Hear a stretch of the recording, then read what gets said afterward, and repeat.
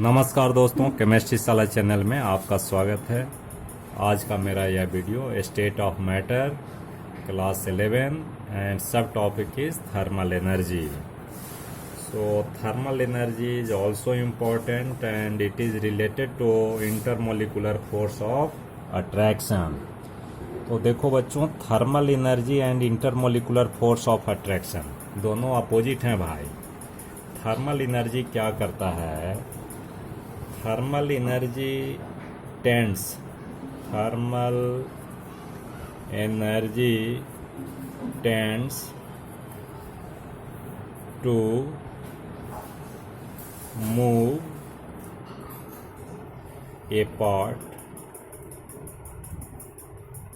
apart the molecule. ठीक है, ये मॉलिक्यूल को जैसे मान लो कोई मॉलिक्यूल है जैसे Cl2 है ना, तो Cl2 में बहुत सारे Cl2 मॉलिक्यूल होंगे।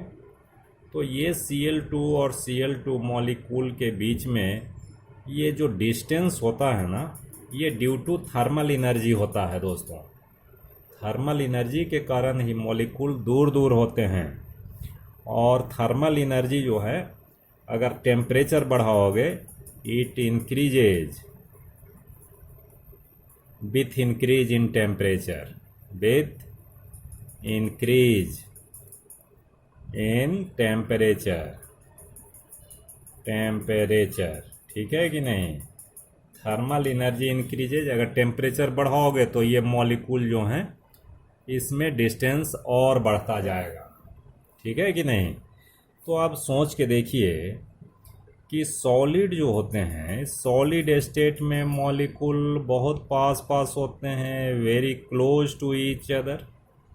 तो इसका मतलब है कि इसमें थर्मल एनर्जी कम होता है भाई। ये सॉलिड में थर्मल एनर्जी क्या होएगा? Solid less thermal energy. ठीक है कि नहीं? और लिक्विड में क्या होएगा भाई? तो लिक्विड में थोड़ा डिस्टेंस ज़्यादा होता है। तो लिक्विड में थर्मल एनर्जी सॉलिड से ज़्यादा होता है। ठीक है कि नहीं? सॉलिड से ज़्यादा होता है थर्मल एनर्जी। और गैस में तो बहुत ही ज़्यादा होता है थर्मल एनर्जी। एक गैस और गैसियस मॉलिक्यूल दूसरे गैसियस मॉलिक्यूल के बीच डिस्टेंस काफ़ी होता है। तो लिक्विड में होता है, लिक्विड में मोर देन सॉलिड होगा। ठीक है कि नहीं? और गैस में सबसे ज़्यादा होता है। गैस में क्या होगा जी? द मोस्ट होगा, सबसे ज़्यादा होगा, मोस्ट थर्मल एनर्जी। ठीक है बच्चों, अब एक चीज़ बताओ, मैंने बताया कि thermal energy increases with increase in temperature. तो टेम्परेचर बढ़ाते हो तो गैस जो सॉलिड होता है वो लिक्विड में चेंज होता है कि नहीं? यानी मॉलिक्यूल दूर दूर हो जाते हैं जी, दूर दूर हो जाते हैं, होते हैं ना। तो इसी तरह से फिर और बढ़ाओगे तो और थर्मल एनर्जी बढ़ेगा और मॉलिक्यूल और भी दूर होंगे। अब हम बात करते हैं इंटरमोलिकुलर फोर्स ऑफ अट्रैक्शन। तो इंटरमोलिकुलर फोर्स ऑफ अट्रैक्शन ये उल्टा है भाई। Intermolecular force of attraction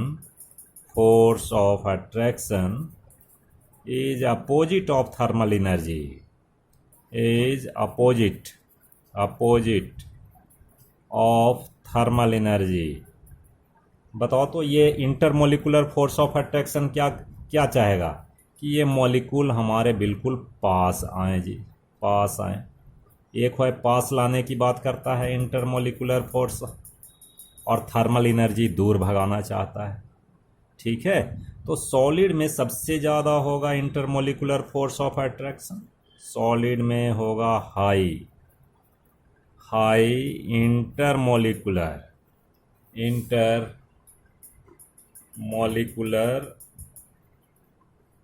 force of attraction. ठीक है कि नहीं? और उसके बाद क्या होगा? उसके बाद लिक्विड में होगा, in liquid less than solid. और गैस में सबसे कम होगा जी, गैस में intermolecular force of attraction least होगा, least. Intermolecular force of attraction, intermolecular force of attraction, force of attraction. ठीक है बच्चों, इतनी बात समझ आ गई।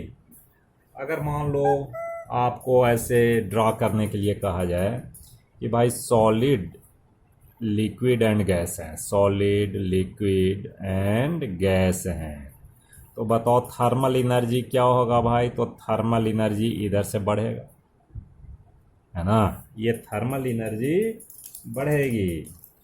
किस साइड बढ़ेगी भाई? सॉलिड टू लिक्विड, इसमें थर्मल एनर्जी इंक्रीजेज, इंक्रीजेज। और अगर बोले इंटरमोलिकुलर फोर्स ऑफ अट्रैक्शन, तो इंटरमोलिकुलर फोर्स ऑफ अट्रैक्शन ये साइड बढ़ रहा है, intermolecular force of attraction, force of attraction increases. ठीक है दोस्तों, तो ये बात हमें समझना है। ठीक है, अब आगे देखते हैं, इसमें हम बढ़ते हैं आगे की ओर। एक्चुअली हमारे इस चैप्टर में आपको सॉलिड स्टेट, ये gaseous state and liquid state पढ़ना है। तो सबसे पहले हम देखते हैं गैसियस स्टेट की कुछ बात करते हैं। ठीक है दोस्तों, अब देखिए स्टेट ऑफ मैटर जो हैं सॉलिड, लिक्विड एंड गैस, ये बहुत बचपन से पढ़ते आ रहे हो, सॉलिड, लिक्विड एंड गैस। अब गैस को हम कैसे आइडेंटिफाई करते हैं, कैसे हम इसका पहचानते हैं, आइडेंटिफाई करते हैं? तो नंबर 1 है, या क्या प्रॉपर्टीज है गैस का, ये हमें जानना है। तो गैसेस आर हाईली कंप्रेसिबल, हम इसको कंप्रेस कर सकते हैं, कंप्रेसिबल। क्यों कंप्रेस करते हैं? चूँकि उसमें इंटरमोलिकुलर डिस्टेंस बहुत ही ज़्यादा होता है, so it can be compressed. आप पिचकारी लीजिए, इसमें आप पिस्टन लगाइए, तो गैसेस जो होते हैं बिल्कुल कंप्रेस्ड हो जाते हैं। ठीक है कि नहीं? तो ये एक कंप्रेसिबल है भाई। और दूसरा क्या है, इसका डेंसिटी बताओ। तो डेंसिटी जब दूर दूर हैं तो डेंसिटी कम होगा, तो gases have less density, less density than solid and gas, solid and liquid. Solid और लिक्विड से इसमें क्या है भाई, डेंसिटी कम होती है, होती है कम। अब इसमें बताओ गैस जो हैं प्रेशर को भी एग्जर्ट करते हैं जी, gases exert pressure equally in all direction, है ना, इक्वली। ऐसा नहीं है कि उस पर प्रेशर अप्लाई करो तो वो एक ही डायरेक्शन में प्रेशर लगाएगा। Pressure equally in all direction, all direction. ठीक है, जैसे मान लो इसको हम प्रेशर यहाँ लगा रहे हैं, तो ये गैसियस मॉलिक्यूल का प्रेशर इधर भी होगा, ये साइड भी होगा, ये साइड, हर जगह होता है गैसियस मॉलिक्यूल का प्रेशर। यानी ये जो कंटेनर है, कंटेनर के ऊपर प्रेशर चारों तरफ इक्वल होगा। ठीक है बच्चों। 4th वन इज, अब इसमें जो है ये वॉल्यूम एंड शेप जो होता है, वॉल्यूम एंड शेप दोनों क्या होते हैं, शेप और इनडेफिनिट, इनडेफिनिट होता है शेप। ये कंटेनर का शेप ले लेगा, और वॉल्यूम भी आप कंप्रेस कर दें तो कम हो जाएगा, ज़्यादा होगा। ठीक है, तो इस तरह से हमको समझना है। और एक चीज़ और समझना है कि गैसेस जो हैं इसमें डिफ्यूजन वाली प्रॉपर्टी होती है। तो gases diffuse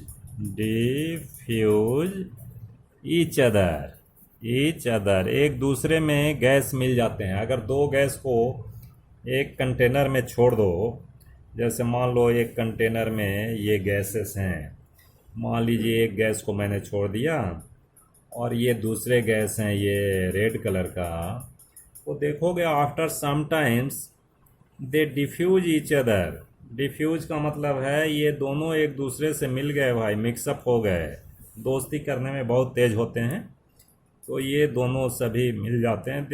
this is called diffusion of gas. So friends, अब इसके बाद हम आगे पढ़ेंगे, गैसेस लॉ पढ़ेंगे। तो हम समझते हैं इतनी बात आपको समझ आ गई होगी। अगर वीडियो अच्छा लगे तो शेयर कीजिए, लाइक कीजिए, सब्सक्राइब कीजिए और बहुत पढ़िए, मस्त रहिए। बहुत बहुत धन्यवाद।